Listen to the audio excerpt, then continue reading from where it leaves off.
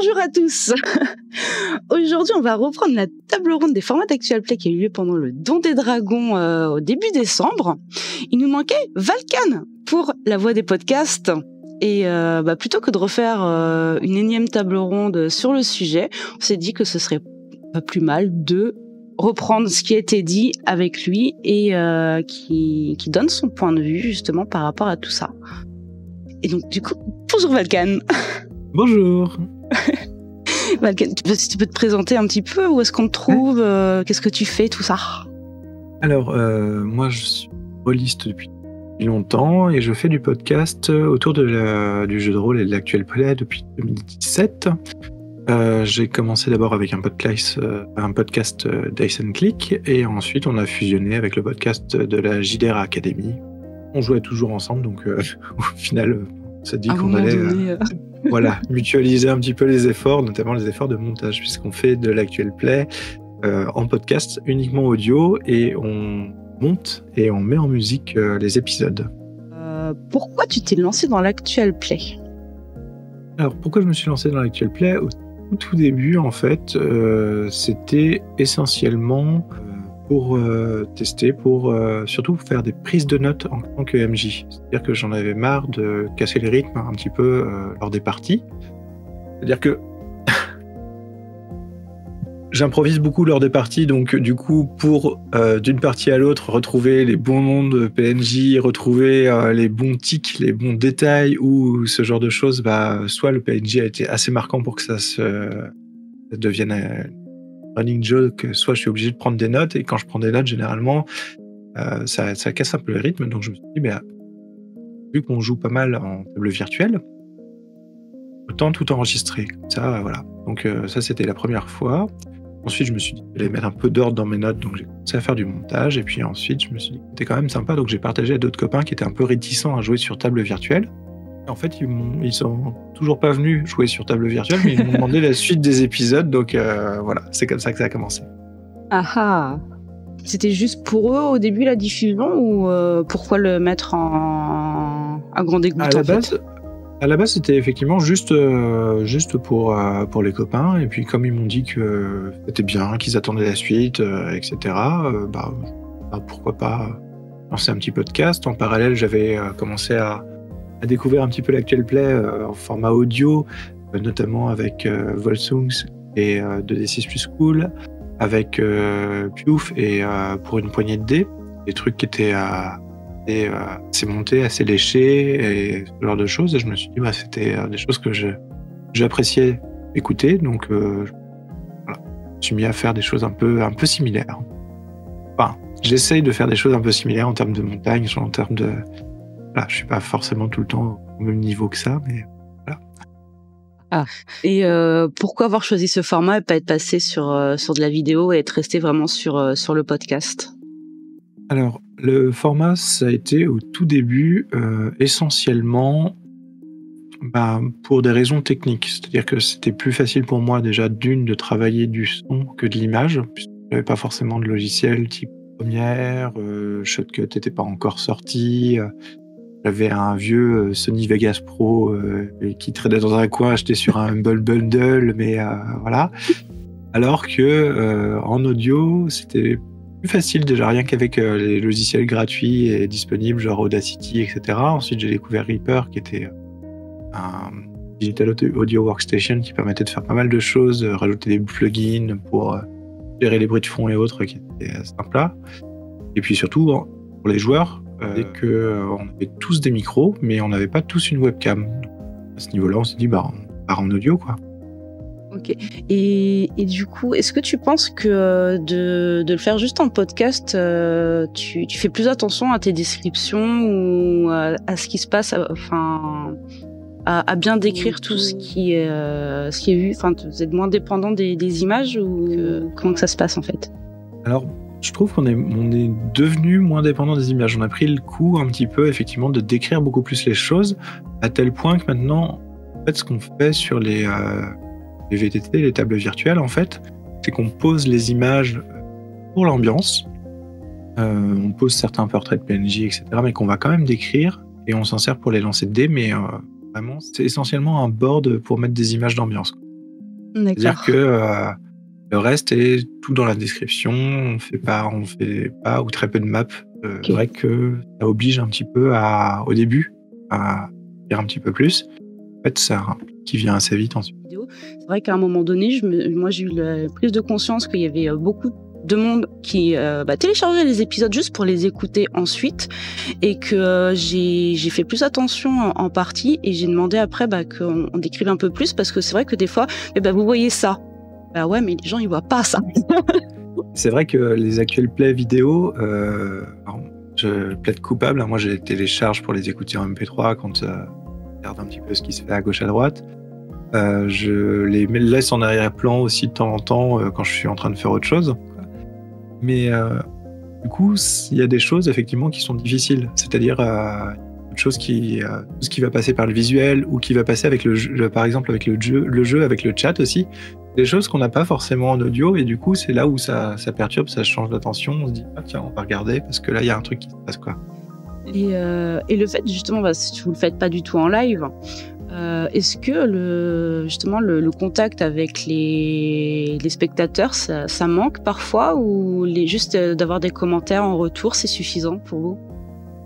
Les commentaires en retour déjà c'est rare, hein, c'est un peu ce qui sortait aussi de la table ronde, hein, c'est que Oui. c'est vrai que mais c'est rare pour tout en fait. Sur internet, les gens ont plus facilement tendance à lâcher des commentaires négatifs que des commentaires positifs. On trouve plus d'énergie dans la haine qu'ils peuvent déverser sur les internets que de mais bon, après, faut-il en déduire quelque chose à la nature humaine? Je ne sais pas. En tout cas, ce qui est sûr, c'est que, déjà les commentaires, c'est très sympa.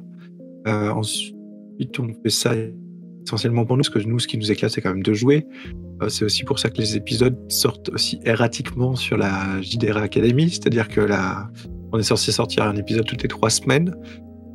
Ça dépend des ça dépend des moods, quoi. Il y a des mois avec, il y a des mois sans. Mais voilà. Derrière, ce qui nous éclate, c'est quand même de jouer. Ensuite, on se fait plaisir aussi en termes de montage, c'est-à-dire que moi, je sais que je monte des épisodes comme des épisodes que j'aimerais écouter. Donc, de temps en temps, je suis peut-être un peu trop exigeant sur certaines choses et autres. Et voilà, donc il y a tout ça. Mais c'est vrai que le contact avec le public ou le live, c'est quelque chose qui pourrait être intéressant. Alors après, ça fait un peu live de radio, hein, quand on n'est que à l'audio. Voir les émissions de radio avec les spectateurs enfin les auditeurs qui appellent, tu vois, par exemple, ce genre de choses. Mais ouais, c'est des trucs qui peuvent être intéressants à creuser, effectivement. C'est des trucs qui peuvent être intéressants à mettre en place. Je pense que de toute façon, le futur des Actual Play, voire des jeux de rôle pour Actual Play, en fait, va tourner de plus en plus autour de ça. On regarde un petit peu tout ce qui se fait maintenant en termes de sondage, en termes de jeux avec les chats ou avec les spectateurs. Par exemple, on entendait Cécile dire qu'elle cachait sa caméra demander aux joueurs de cacher leur caméra pour que du coup les indices apparaissent à l'écran et que les spectateurs puissent intervenir. Je trouve C'est ça trop génial. fort. Ouais. Quand je vois ce que fait Fibre, par exemple, avec Game of Roll, où justement il inclut les subs directement dans l'aventure.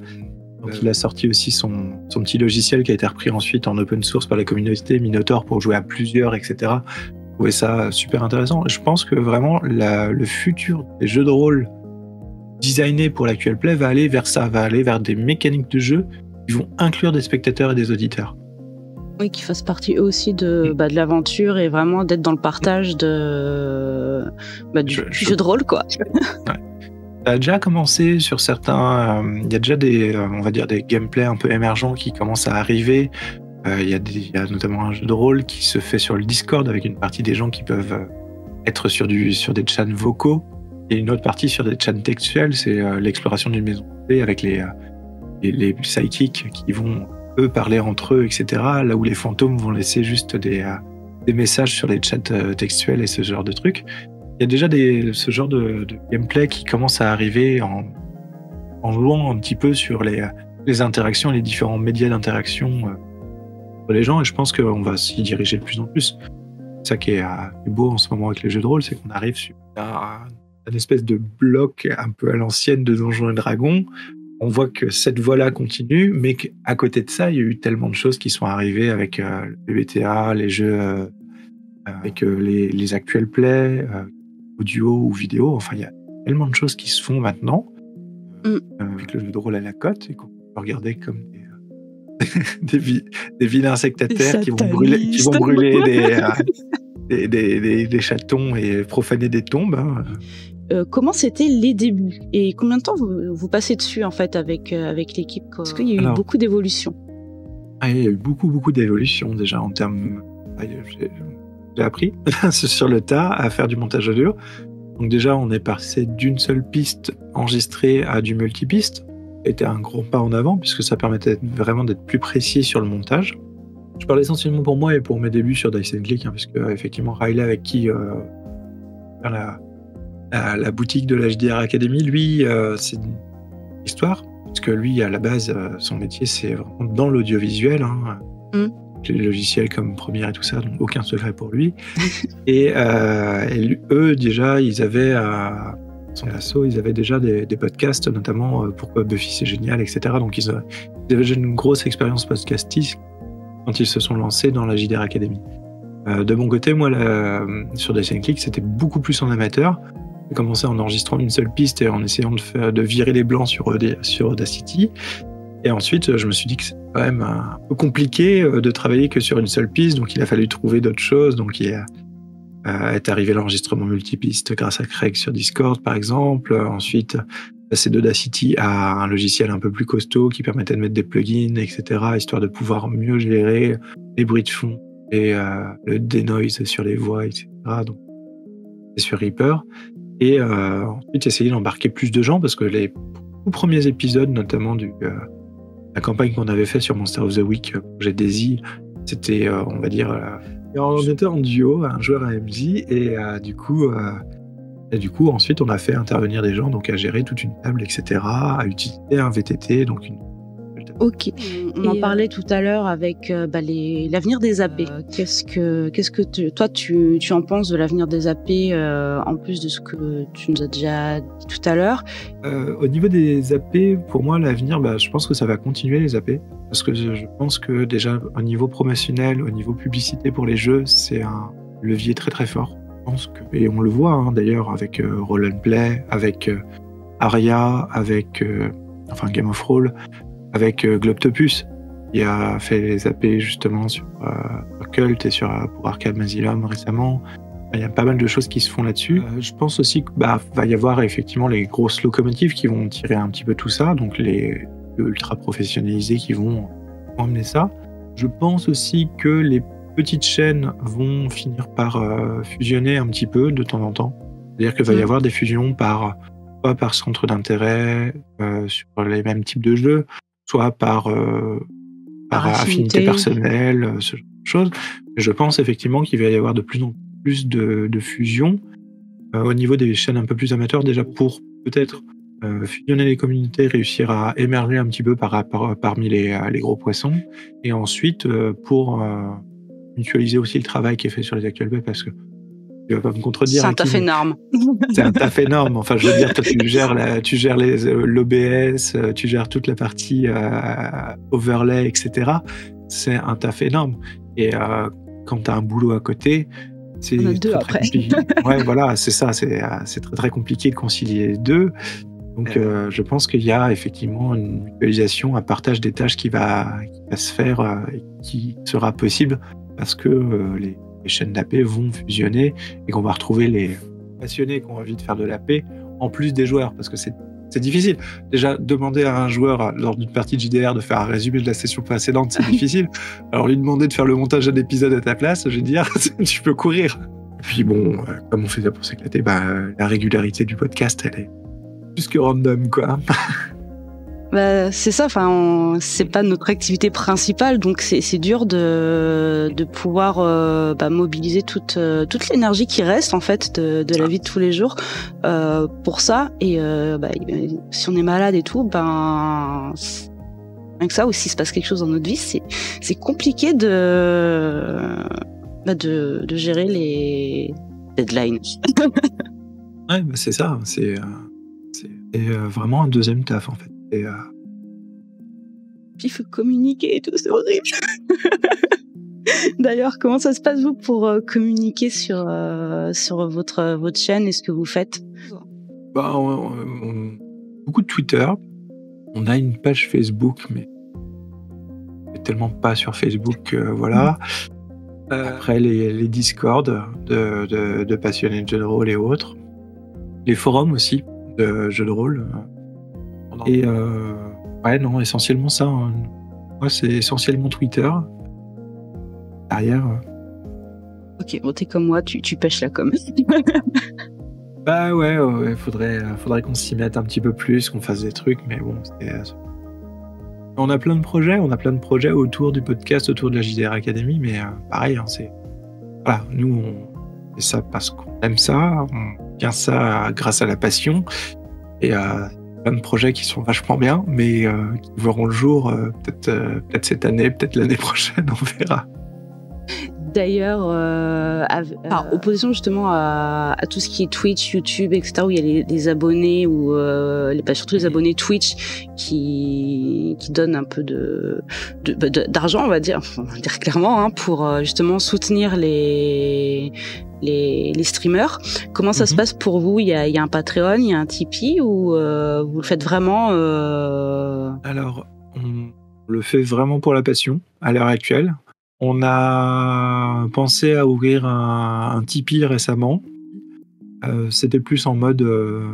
après, voilà, c'est ce que je disais un petit peu tout à l'heure, c'est que, voilà, comme on a une régularité plus que aléatoire, ça nous embête un peu de faire une page de dons, sachant que beaucoup de gens sur les Tipeee attendent des contreparties. Je sais que si on laisse juste une contrepartie à 1 euro en disant, voilà, vous nous soutenez... nous, en échange, on vous dit merci, quoi. Je pense qu'il y a des gens que ça intéresserait, mais c'est vrai que pour le moment, ça s'est pas encore fait, quoi. Ouais. J'avoue, j'avais le même blocage au départ, parce que je voulais pas me rajouter du travail en plus en devant faire des contreparties. Et je vous dis, j'ai déjà du mal à gérer tout ce que j'ai à faire. Ça me mettrait trop une pression en plus, je peux pas. Bon, j'ai quand même fini par le faire, parce que justement ce sont les gens de la communauté qui m'ont dit mais si, vas-y quand même, parce que on sait que c'est pour justement t'aider à faire, à continuer à prendre du matos, et puis en fait, mine de rien, quand t'as des personnes qui savent qu'il y aura pas forcément de contrepartie, mais qui aident quand même, ça donne un petit coup de motivation quand même, parce qu'il n'y a pas de commentaires ou quoi, mais ils sont là. Ouais. Tu les vois. C'est clair que ça doit vachement aider. Après, c'est ça qui est bien aussi avec toute la partie stream, Twitch, etc. C'est que je pense que tu as une proximité avec la communauté on n'a pas forcément avec le podcast, puisque nous, les commentaires, c'est généralement des messages sur les forums, peut-être un tweet ou deux de temps en temps, et les notes sur iTunes ou sur les plateformes de podcast. Donc c'est toujours du différé, si tu veux. Donc c'est vrai qu'on n'a pas forcément toute cette proximité. Même si y a quand même des gens qui vont jusqu'à regarder le site, aller sur notre Discord, et donc viennent nous rejoindre. Et donc, voilà. J'allais demander justement, il y a un Discord Il y a un Discord, ouais. On a quand même un Discord, JDR Academy. Il y a des gens qui arrivent à le trouver, ce qui m'étonne toujours. Et du coup, ils viennent faire coucou, nous dire qu'ils aiment bien. Et puis, du coup, nous, tant mieux, parce que voilà, s'ils sont là, je crois que la plupart, on les embarque dans des parties derrière, quoi. Alors, les conséquences pour le diffuseur, et contreparties positives et négatives dans ta vie de podcasteur, ou dans ta vie de tous les jours de faire du podcast? Il y a beaucoup de positifs, en fait, parce que c'est comme un investissement d'une association, un investissement dans un projet perso qui a une certaine visibilité quand même, parce que c'est trouvable sur Internet, donc tu peux le poser aussi, le lien sur ton CV, ce genre de choses. Ça montre que tu t'intéresses à différentes choses. Moi, j'ai beaucoup appris autour du son, autour du montage, etc. Ça m'a beaucoup intéressé. Après, comme négatif, par contre, c'est du temps, quoi. Pas mal de temps. C'est un petit peu d'investissement financier aussi, hein, parce qu'il y a des choses, voilà. plus on va se lancer dedans, plus on va avoir envie de bien faire. Donc, plus on va se dire qu'il va nous falloir changer un peu le matos pour avoir un meilleur micro, pour avoir la possibilité d'enregistrer quand on est sur une table IRL ou ce genre de choses. Donc voilà, c'est un petit peu d'investissement. Et beaucoup d'investissement de temps. Qu'on arrive justement à penser au Tipeee, Patreon et autres, parce que Ouais. ça chiffre très vite le matériel pour tout ça. Surtout pour le son, c'est si on veut quelque chose de qualité, c'est... Ouais, le matériel informatique, électronique en général, quand tu veux avoir un niveau, on va dire plus que correct, semi-pro, ouais, t'as moyen de t'en tirer pour 150 €, je pense, mais quand même ça. Faut les sortir, quoi. Voilà, c'est pas toujours évident de sortir une somme comme ça. Il faut le sortir one shot parce que du coup, si t'as un micro que tu peux brancher de nulle part, et que t'es obligé d'attendre 2 mois pour t'acheter l'interface audio qui va te permettre de brancher ton micro sur ton PC, c'est un peu dommage, quoi. Et puis dans les investissements, faut pas oublier aussi qu'il y a tout ce qui est audio, les musiques libres de droit qui sont pas forcément gratuites. Libre de droit veut pas dire gratuit. Et on achète des licences et ça aussi, ça a un coût. Non, c'est clair. Moi, j'utilise énormément les licences de les musiques de Kevin MacLeod qui, pour le coup, quand on est en non commercial comme nous, permet une utilisation quand même de la musique sans achat de licence, sous réserve de citer et de partager sans destruction de l'œuvre. Et oui, dès qu'on part sur des overlays un peu particuliers, des licences, etc., bah oui, il y a d'autres créateurs qui ont passé du temps et qui cherchent à rémunérer le temps qu'ils ont passé à créer, ce qui est normal. Ce qui est normal, ouais. Oui, moi, personnellement, pour la chaîne, vu qu'en plus il y a tout ce qui est visuel en plus du son, j'avoue que moi j'ai un abonnement sur un site qui propose tout ce qui est photo, illustration, audio, musique de fond, même qui m'aide pour faire mes génériques, voilà. Et oui, c'est un coût par mois. Mais ne pas avoir cette la petite épée de Damoclès de dire est-ce que je vais me faire strike, etc. Ça soulage tellement et ça fait gagner tellement de temps d'avoir justement ces choses déjà là. Et moi, du moment où j'ai pris l'abonnement, j'ai gagné mes 2 fois mon temps en fait. Parce que le temps de recherche de musique libre de droit et gratuite, c'est trouver la bonne musique pour ce qu'on a en tête, etc. C'est une aiguille dans une botte de foin. Extrêmement cool. Oui, non, il y a c'est sûr qu'il y a plein de petits frais comme ça, et entre abonnements pour certains logiciels, des choses. Par exemple, la licence pour Reaper, l'abonnement, enfin l'hébergement. Ouais. Alors là, moi j'étais dans les petits frais, j'étais pas dans vendre un rein tous les mois, mais. Ouais, mais ça monte très vite en fait. Ah oui.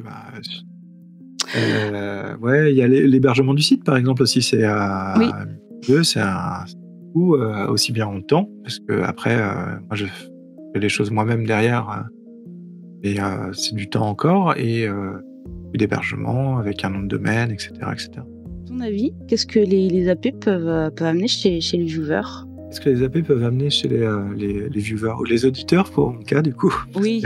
Mais excuse-moi. Non, mais on va dire les spectateurs, comme ça. Oui.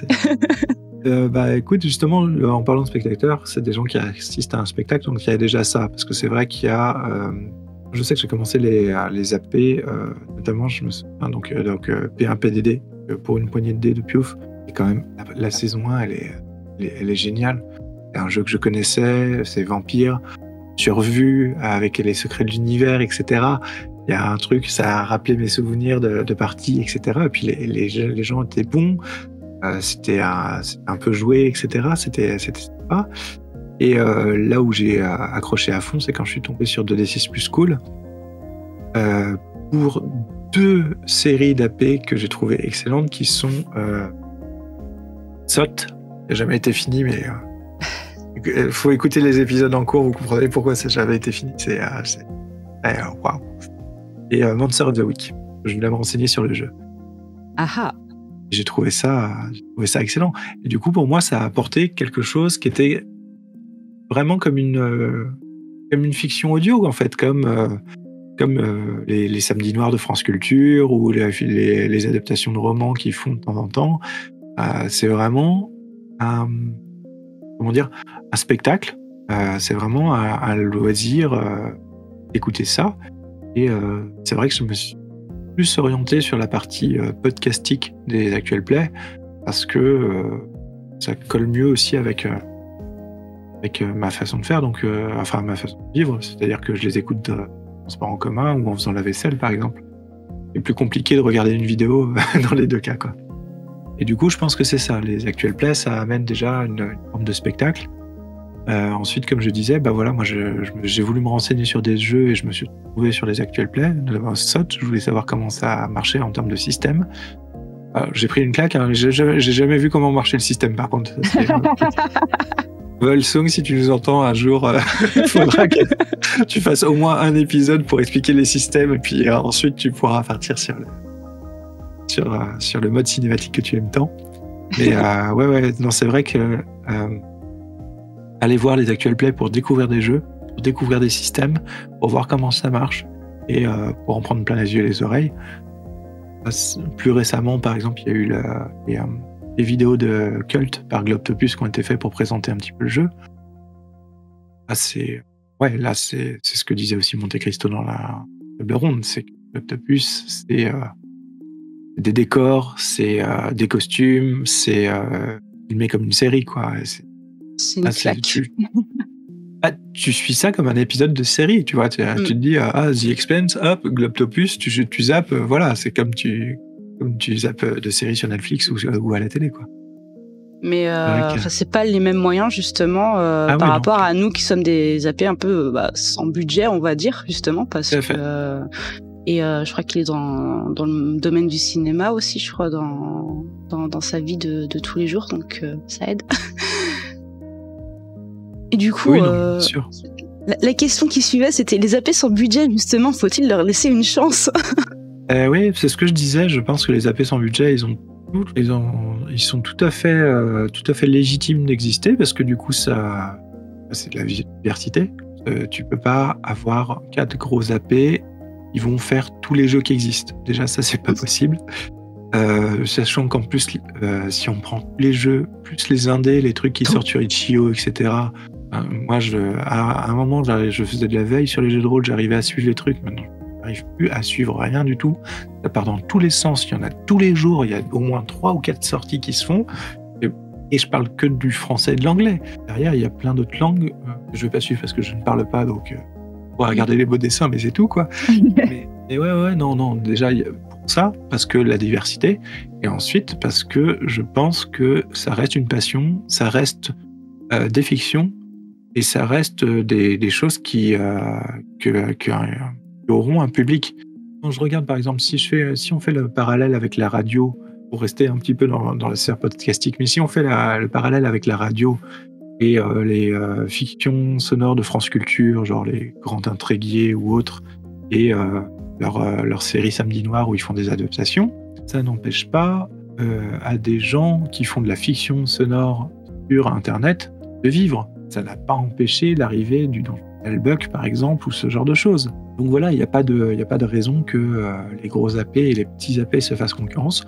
Je pense juste que les AP plus modestes vont finir par fusionner pour justement mettre en commun leurs moyens, en fait. Pour justement contenter quelque peu les communautés, donc avoir des sorties par exemple plus régulières, avoir la possibilité d'avoir différents tons de jeu, de pouvoir aussi avoir des gens qui sont passionnés et qui sont ensemble sur la même passion.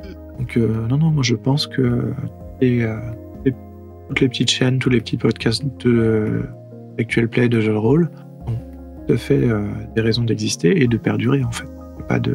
Si je peux rajouter, je pense que c'est important qu'ils soient là aussi parce qu'en fait, sur justement les gros AP, il y a beaucoup du casting, des gens qui sont acteurs, etc.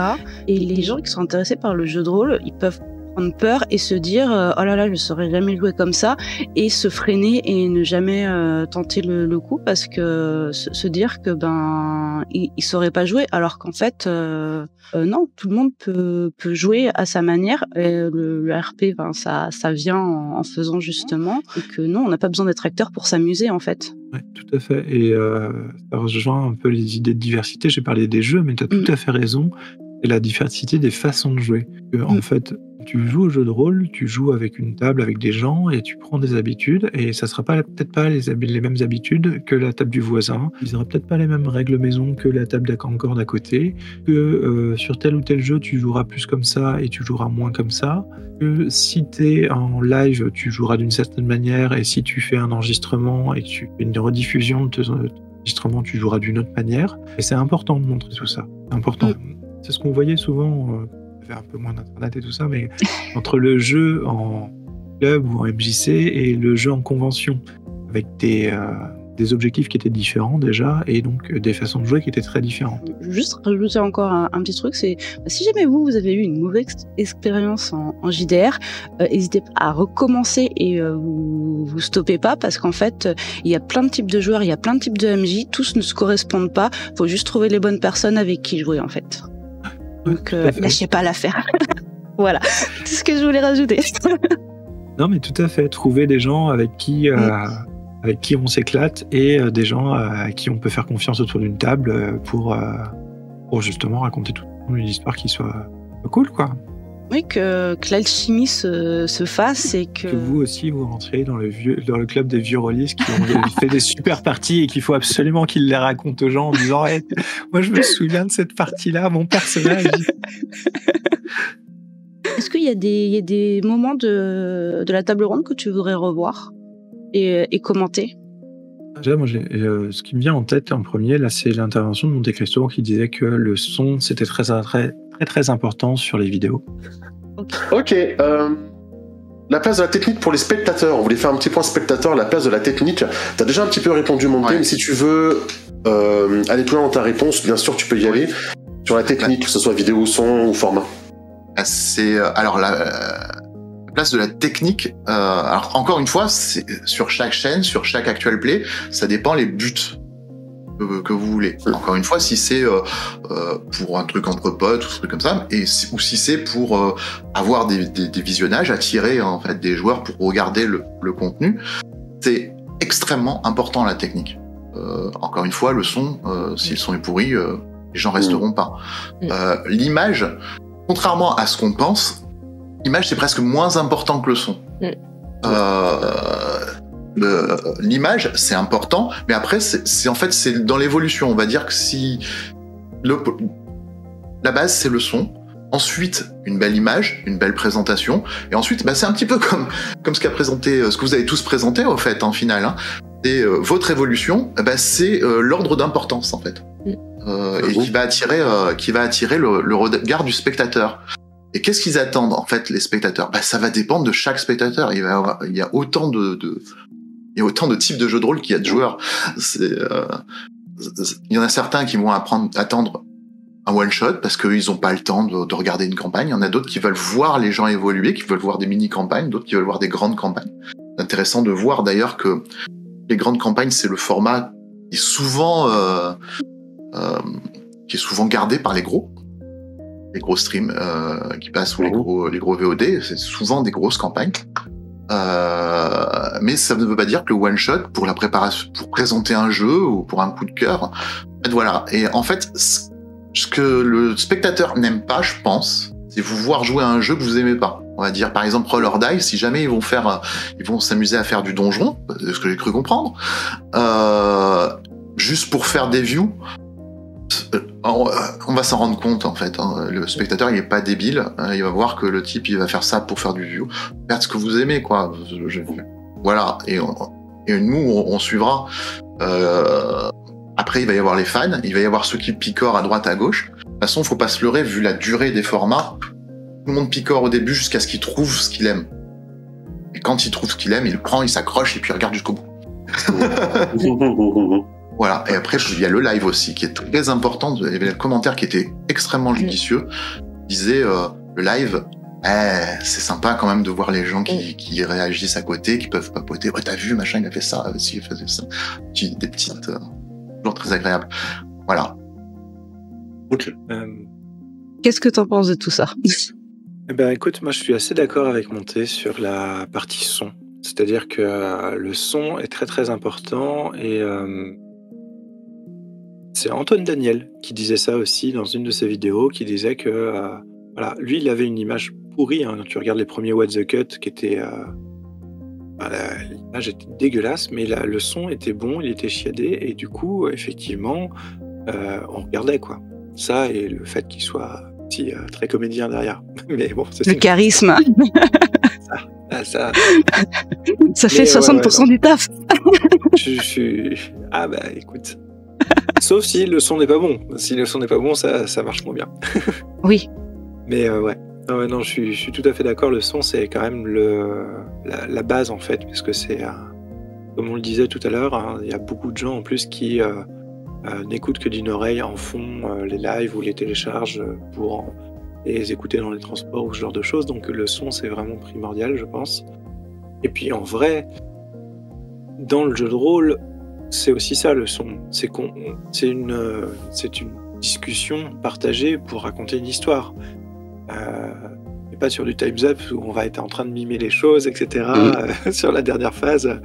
C'est vraiment le son qui est primordial aussi dans la partie de jeu de rôle. Donc c'est normal que ce soit privilégié dans la retransmission. Et pour la suite, je pense que oui, il a raison sur le fait que les gens ne viennent pas, viennent pour différentes raisons. On parlait tout à l'heure, c'était pour découvrir des jeux, pour découvrir des systèmes de règles, pour des histoires, etc. Et le fait que, je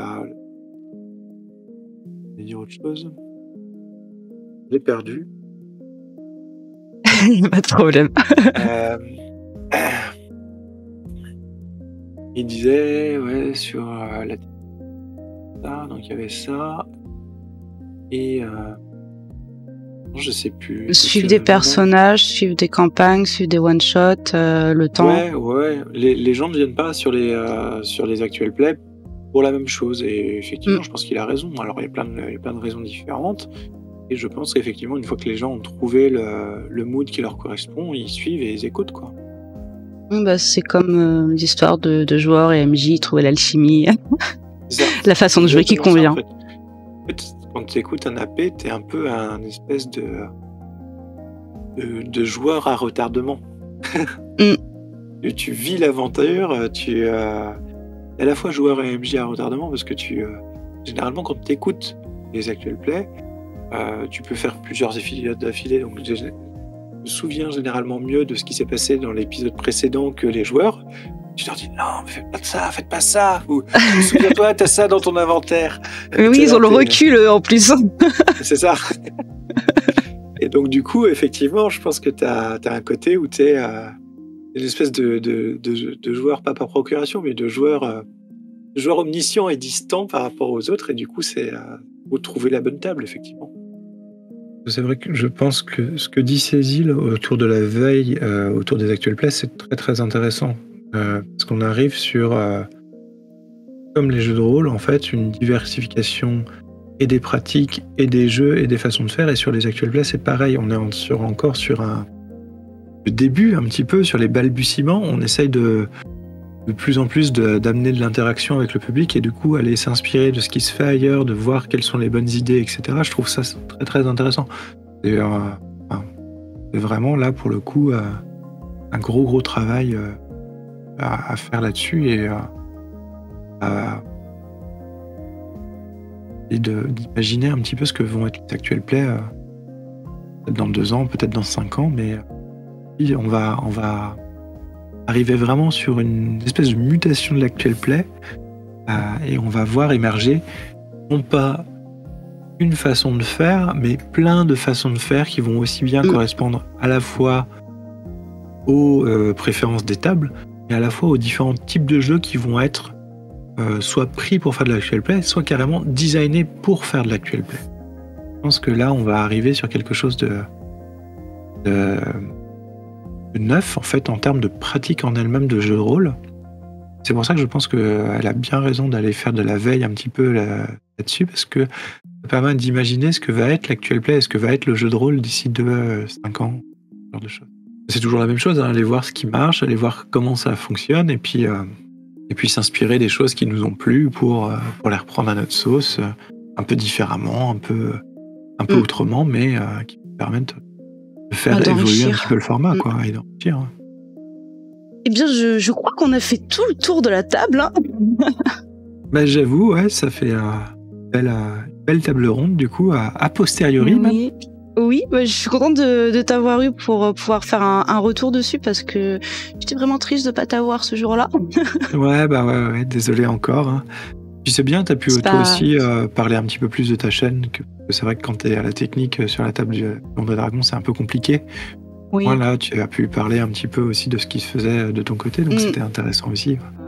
J'espère que tu as passé un bon moment. J'espère que ceux qui regarderont cette vidéo ont passé un bon moment et que ça a bien complété la table ronde. Et je vous fais plein de bisous. Et on se retrouve très bientôt pour les